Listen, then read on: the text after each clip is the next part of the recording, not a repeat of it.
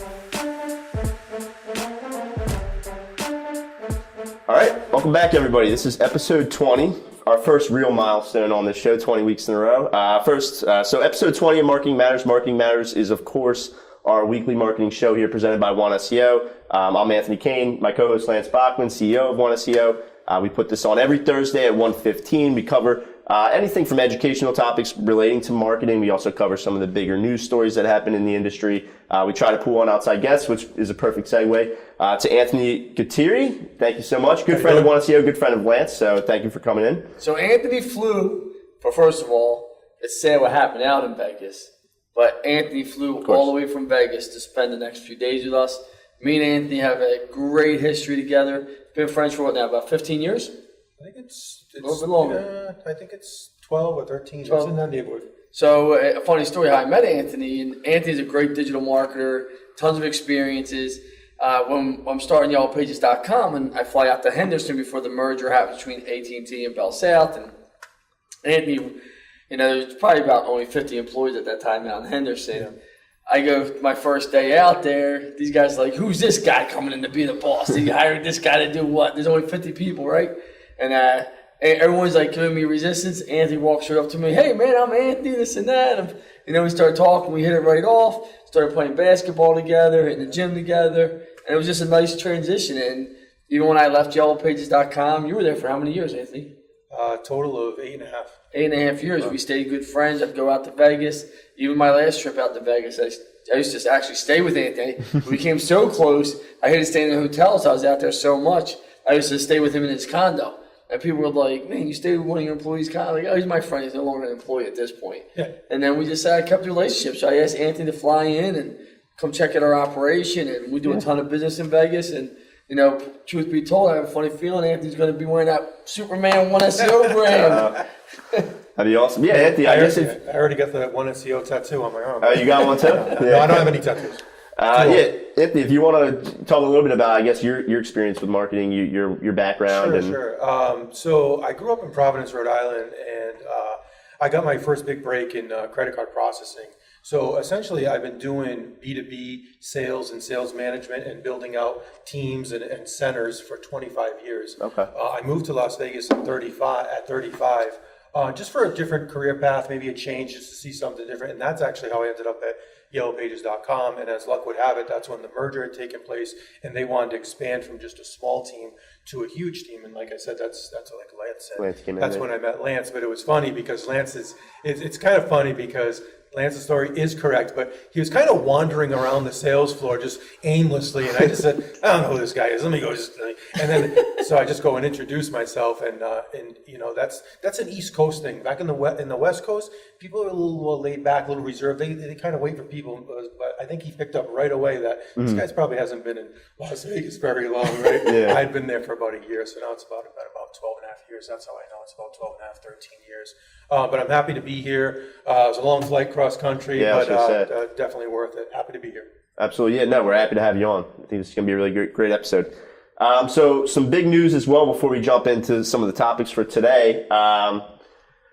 Marketing Matters is introducing the Your Marketing Matters hotline. So the idea behind this is, we love feedback. We love when you guys ask questions. We get a lot of them. So what we wanted to do was introduce a number. It's going straight to voicemail. You'll actually hear my voice if you call the number.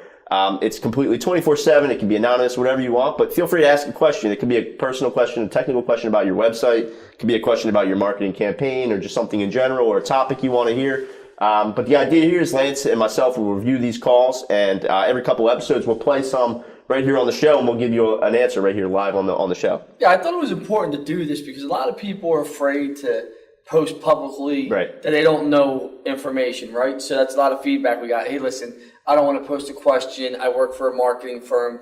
I don't want to look stupid, right? Well, first of all, it's kind of funny. I don't think anyone could ever look stupid because there's no digital marketer that knows every single answer to everything, right? Because you have SEO, you have PPC, you have social media, you have email marketing, you have retargeting, you have so much. And then you have the technical part, right? Technical's technical. I've always said that.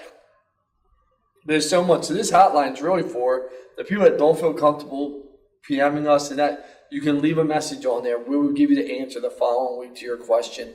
And we have constantly people, because we represent small to large size companies here, from, Fortune 500 accounts to literally your mom and pop roofing company, small companies.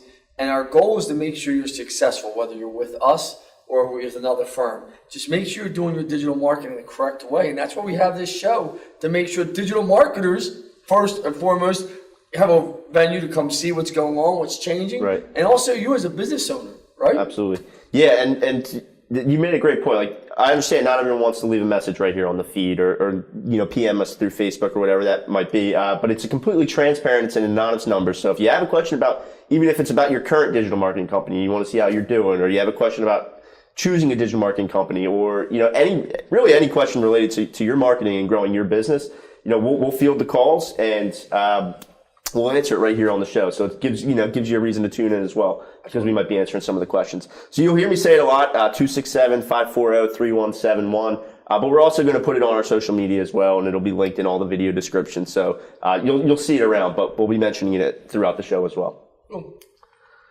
So this week, we wanted to shift gears a little bit. And so when we onboard clients, one of the first things we do is, a full audit, top to bottom, soup to nuts. We want to check out everything, because obviously we want you to perform best. And if there's something that's holding your website back, then, it's going to hold everything back. So we do a full audit, and we see oftentimes we bring, problems to the client, saying this is going on your website, this is what we're going to do to fix it. And they're like, what, they had no idea that their blog was posted on somebody else's website, or somebody stole, some of their images or whatever it might be. So we kind of wanted to touch on five of the bigger factors that really can hold back, that we see constantly, that hold back people's SEO campaigns. And kind of just give some brief examples of this as well. And the reason why we're going and we're giving people this now information and do this audit and some tools is because we were getting great feedback about, hey, listen, you guys are breaking news, but can you give us some actual tangibles that we can actually implement on audits and actually do? So now we're going to kind of shift, 20 shows later, we're still getting this out, and we appreciate everyone watching. We want to make sure you get some good stuff out of it. And I thought Anthony picked 5 great things and a great first subject for us to say, hey, listen, let's talk about this, because these are the biggest things we see constantly, Anthony. Constantly. All right, so let's dive right in. So the first one, and this is one of the examples I actually just gave, is duplicate content. So to be clear, before we even jump into this, there's really 2 sides of the fence. So there's internal duplicate content, which would be when you have a page on your website that has content and it matches content on another page of your website. So that's within your own site. That's going to be you. There's also what's called external duplicate content. So that means that maybe you worked hard on a blog and somebody said, hey, that's a great blog, I'm going to post it on my website now. The search engines are going to pick up on that. Obviously, that content's on 2 different websites. They need to decide who to give credit to. So in the end, you both kind of hurt there. So I wanted to mention that. And I think the biggest thing is this, right? So we represent all different type of clients, right? And people say all the time, well, is this person going to build my website? All they're going to do is steal the content from my competitors and just go change it around a little bit. What you don't realize is, well, A, you can't do that. And as you do try and get relevancy and you do try and get traffic, Google's going to index your site and see you stole this content from 3-4 other places, and you're going to fall right back down and not be relevant. Right? So why do it? And you want to have good quality content that's end user friendly, that gives your potential customer a place where they can go and get education, a place where they can go learn about your company. Don't take, everybody wants fast results, fast answers. Why would you do this? And a lot of people don't realize they have duplicate content inside their own site because they let pages and they just change it around a little bit. Right. This all hurts you, and it hurts you worse than you think. And people, I say this when I see duplicate content, when I see someone just stole it off another site, I call it the lazy syndrome, right? You're just completely, utterly lazy, and you do not deserve to win online because there's no excuse for it. Yeah, I mean, there's nothing worse than you see they'll take the content and just switch out the brand or whatever, But I think you mentioned it, and it's really important to just do things the right way and take your time. But to be fair, there's plenty of tools out there. Sightline or Copyscape are some of the ones that we use as well. But they'll really give you an idea of some areas where you might be having duplicate content on your website. Yeah. And a lot of times you'll see. And the nice part is it will tell you what percentage of duplicates with the other pages, and it outlines it. and that highlights it for you. So if you just see your terms and conditions are pretty much the same when you have an e-commerce site, no big deal, right? I mean, if you see somebody's service guarantee somewhat same as someone else's, no big deal. But if you got your homepage content 90% the same as your competitor's content or someone out on the West Coast, that's a big deal. That's a problem. That's huge, yeah. And I mean, there's going to be with everything, there's use cases, right? So it's different from site to site. Another really common one that we see is with e-commerce. Like if I sell an 8-pack of red Gatorade and then I sell a 24-pack of red Gatorade and they're on 2 different pages, well, the description for the products is the exact same. It's just the quantity that's changing. So obviously, you know, there's ways around that. You'd like to have them on the same page with a drop down or whatever it might be. But it's really something that people don't think about. And I think that they overlook it a lot and they don't realize that some of their pages are being held back because they do have duplicate content on the website. So this next topic, though, I think both of you could probably speak to a little bit more than me because it goes way back to a tactic that was probably really popular when I was in 10th grade. And that's, you know, more of the black hat. So scooping up backlinks, buying backlinks, you know, sort of getting involved with those link wheels and those link farms and all of those things. I see it now from the link analysis side, like when I look at someone's backlink profile, I'll see some of these links that still exist. But just a tactic that if you've done it in the past, you really need to correct it and kind of steer away from it at this point. Well, I mean, I think there's a few things, right? People, the issue is this, right? And I say this to clients all the time. They want instant gratification. The moment they sign, it's, I didn't do this fast enough, I need fast results, right? And Google has an index score where they actually index agencies, and we're one of the top agencies there, but they look at customer churn. And Google was just saying the other day, I said, why are people leaving other agencies in our peer group? And they said the same thing I said, is the CEOs are all trying to figure out why they're leaving because the results are good, but they don't understand. Well, here, and I blame this on the business owners, right? You deserve this if you get this. Right. If you go out and you think you're going to buy a Maserati or a Ferrari at the price of a Toyota Pinto or a garbage car, well, shame on you, right? And these black hatters out there, which we made our living in back 15 years ago of just going out, link acquisition, building links, didn't matter. But links are still the number one relevancy factor today with Google and Bing and Yahoo, right? So you know that links are very important. But going out and just building these links and getting instant results, and then when you crash and burn, it takes 10 times more work to go clean all that up, then bring you back than if you just would have stayed the course slow and steady. And it's amazing to me that people still do it. But I say to everyone now, the digital marketing pressure has gotten so much. You know, I was at the gym the other day, and this guy, David from Viral World, they do videos. He comes up to me, is, how does it feel to always have a gun at your head?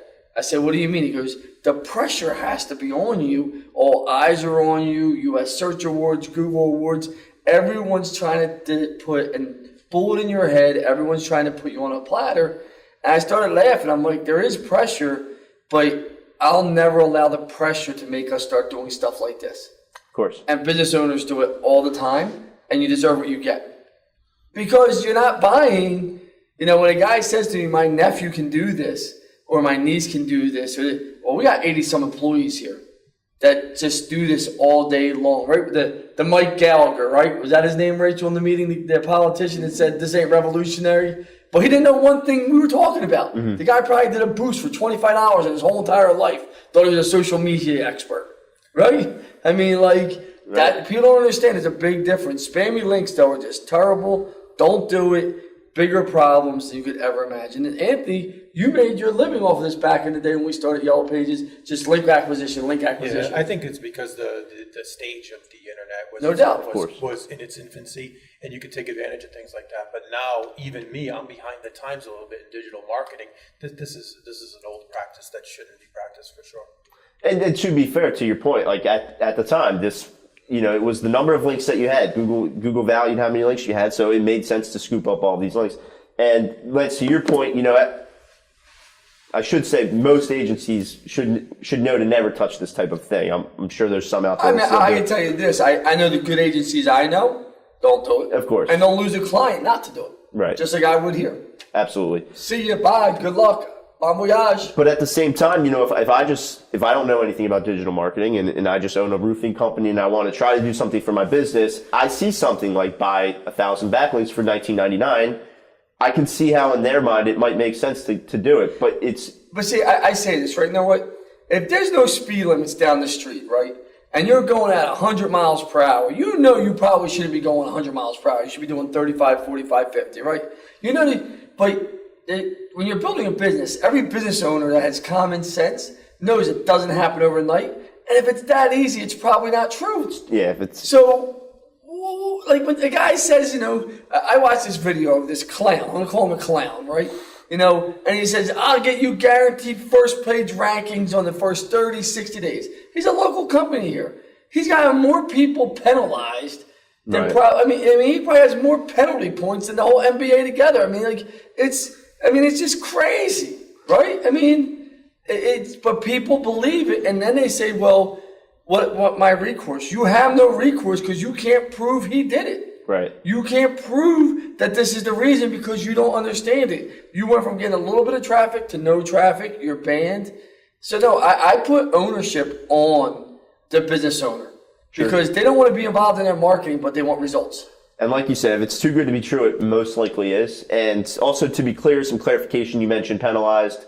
Having a lot of unnatural, spammy, and unhealthy backlinks, trying to manipulate your backlink profile that way, can result in a Google penalty, which would essentially be the death penalty. Your rankings will tank, your website won't get as much visibility. So I just wanted to clarify in case anyone didn't know what you meant when you said, they've gotten people into penalty. But yeah, I think this is a major topic and something that 10 years ago was really big, and it shouldn't really be a thing at all anymore, but unfortunately it still is for a lot of people's websites. So number 3, I think this one should be fairly obvious, but at the same time, the numbers don't lie, and some of the heavier, the bogged down websites see it a lot as well, but that's just page speed. And in today's day and age, everyone expects that quick, instant gratification of a page loading and getting what they want. This is it's so basic. So when people come here to our agency, they'll say, well, I just built my website. I don't have to rebuild my website, some people, right? Or I love my website. Okay, but you're not getting results. You're here for a reason. No one just shows, when someone calls me up and says, listen, I just want to see what you have to offer. Well, are you happy where you're at? Yeah, but I just want to see what you have to offer. Okay, you're not the client for me. What do you mean I'm not the client for you? Well, I'm like the emergency dentist. When people show up at my door, they got a problem. They want to grow their business. They're trying to scale. Digital marketing isn't working well. That's the majority of our clients, right, Anthony? Yeah. And I always say to people, when Facebook comes out and says, if your site's not fast, we're not going to show your ad, right? Yep. So that's simple. Facebook says it now. Google is one of their main relevancy factors. Use the word rankings. I hate the word rankings. Relevancy factors, right? So if you're going to spend, and this is where some people get it. And I'm going to tell you a great success story. Kango Roofing here in Bristol. Abe spends about $20,000 to $30,000 total on marketing a month. And we're going over his site, not performing well as he's coming on. He goes, Lance, I said, Abe, a new site probably somewhere between $4,000 and $7,500, depending on how correct, $4,000, $7,500. And he's like, I don't know. I said, Abe, you spend $20,000, $30,000 a month on marketing to drive people to your site, and you got a piece of shit here. Right. I said, what are you thinking? He goes, yeah, it makes sense. Move. Now he has a great site, converts 3 times better. You're getting a better ROI on your marketing dollars, and you just don't see people talk about that. And page speed is so important. It's that first quick snap impression. I'm getting new windows in my house, and Tom Adams is doing an incredible job, right? The window company doing it for me, incredible job. But I'm complaining because I didn't know windows. All night I'm telling Anthony, I didn't know windows cost this much. This is insane, right? So I'm like, but CJ goes to me, where do you see your electric bill go down? Now the sales guy that sold me the windows should have asked to see my electric bill and showed me an ROI, and it would have made that pill a lot easier to take. Every website we build when we're doing digital marketing, we can show the increase in conversion. Speed time is so important for that end user experience, Anthony. And that's where people have to invest in this. And if you don't want to, all the other metrics don't matter, because if people are just bouncing because it's not loading, it doesn't make a difference. It's useless. Yeah, I mean, it's a great point. So you could put all this time and energy and effort into your digital marketing, produce this great content, produce these awesome blogs, try to drive people and gain some visibility and drive people to your website. But if it's not doing its job on the back end, and this is something that I'm sure has been, important throughout the history of digital marketing, but it's certainly still very important. It's an age-old adage of putting yourself in the consumer's shoes. So the end user, we're all end users on our phones. If the page isn't loading, you're bouncing back. So you just put yourself in your end user's shoes and say, I got to have the page load fast, because me, myself, if it's taking too long, I'm going to try something else, and quickly. Absolutely. Everything's speed today. Yeah, it's just that pogo sticking, factor where you click on a website, it doesn't give you what you want, or it's not fast enough. You go back and then you go to another one. So it's that simple, but it is really that effective. Think about this, right? Speed, speed, speed. Tinder's built for speed, for dating, to give you options. That's right. Bumble's built for speed, to give you swipe left, swipe right. I like you, don't like you. Shit, that's the dating world, right? You're trying to find love. That's the most important, right? You're trying to find love, or you're trying to find a connection. Tinder, whatever. Yeah. I mean, a one night stand, whatever you're into, I don't care, right? But you'll want to do it with speed, and that you actually are putting effort into that. If I'm looking for the local roofer, plumber, if I'm looking to buy a hat, a t-shirt, I expect you to give me some effort and make it an easy process for me to buy it. Think about that. Yeah. Every technology's changed the game. It's given too many options. And page speed, you have to have speed in everything you do. Completely and I think Lance agree. covers all the bases, because he went from Windows to dating in like a minute. There you go. That's just another episode of Marketing Matters. That's it.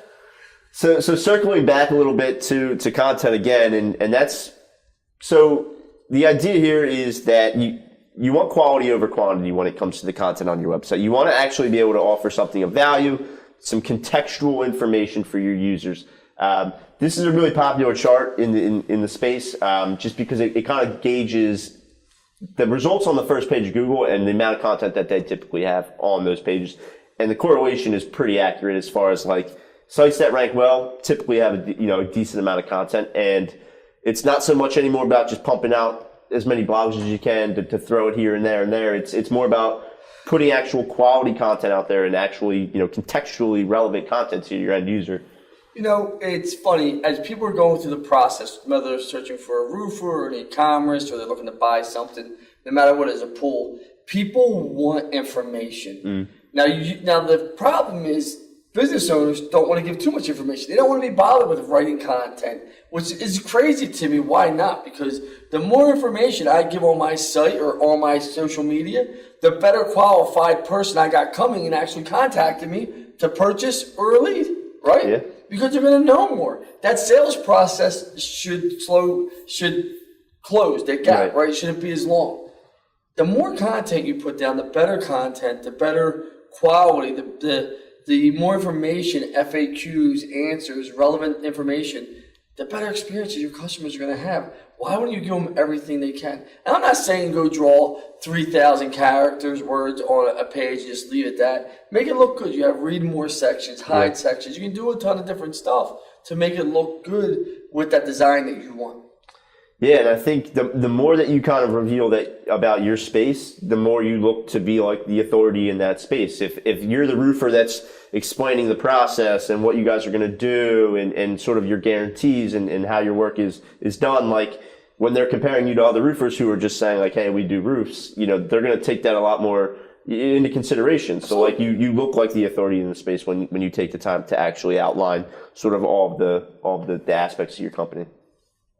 So I mean, it's something that shouldn't be that talked about, but believe it or not, I mean, this is one of the things that people, like you said, just don't put the effort into, and you see it all the time. So definitely wanted to touch on the thin content side of things. So another practice, you guys are dating yourselves a little bit, going back a little bit. It's in the same boat as far as when people think of like the black hat stuff. They think of sort of buying backlinks. They think of a lot of times keyword stuffing and cloaking and all those different tactics. But keyword stuffing is, in short, it's exactly what it sounds like. It's stuffing sort of as many keywords as you can into your content or on your page whether that's on the front end, like the actual content, or whether that's on the back end, like the meta information. But just sort of stuffing keywords in there. And Google actually gives a really great example of like custom cigar humidifiers and how it just sounds ridiculous, and any SEO or marketer should be able to read a piece of content and instantly know if it's like if it was overdone for keyword stuffing. I mean, I think, keyword stuffing, you got to find a balance, right? I mean, you got to have key phrases in content. Sure. You got to be able to talk about your product and services with the right information there. But, when you see, HVAC company or heating company, Bucks County 22 times on someone's homepage, I don't know if that's the best end user experience for someone, right? So you got to find a balance. I do think giving good key phrases and good information and make it bold to somebody what you do with internal linking and send those right messages to Google. But, some people will say, oh, you want to have at least 5% or 3% of the key phrases actually on the page. I disagree with that. I think you could do it right it for the end user, build good quality links, and you're going to come back relevant. Yeah, no, that was one of the questions that came up was, you often hear, well, what's the keyword density? What's the percentage that I should be trying to hit for and things like that? And really, you're right, it's a balancing act. We want to appease the search engine bots, but we also want to make it readable for your users, should they choose to read it. And we know most people don't, but should they choose to read it, we want to make it, No doubt. And I mean, then people will say, oh, it's 2 to 3%. And if you're going to do that, I would probably make it 1% at this point if you're going to do the right other stuff, because you'll give your end user the best experience possible. Right. And it kind of even plays a little bit onto the previous slide about thin content, where if you want to include more keywords, well, then just, provide some more content and you'll have plenty more opportunities to include. Right? Yeah. So just wanted to hit on this. So obviously, SEO in general is case by case, and there's so many moving pieces to any campaign, and any digital marketing campaign, really. There's hundreds of factors that come into play. But these are some of the ones that, like you mentioned, we see kind of a lot, and we see on our end when someone signs on and things that we wanted to look at. So absolutely. So definitely wanted to cover that. We did have a little comment from Alyssa Young, who was a guest on here a couple weeks ago. She made a joke that everyone's been snuggling up closer to you and that she sat too far away. So, there's a pillow robot over here, so I can go so far. keeping back. Keeping it warm. Yeah, we'll have to have you back on, Alyssa. But as we wrap up this week, Anthony, I wanted to say thank you again for coming on. Thanks for having me. Everybody, one more time, we do have the hotline number that will be posted all over our social media and throughout our newsletters as well that recap these episodes. So feel free, give us a call, leave a message, completely anonymous. You can do it at 9:00 at night. I promise I won't be answering. It goes right to a voicemail, so don't worry about that. But yeah, we'll play some of the more interesting calls, and we'll answer some of the questions on the show. But we'll be back next Thursday, episode 21. Anthony, thank you again. Lance, thank you. Thanks for everything. We'll see you guys next week.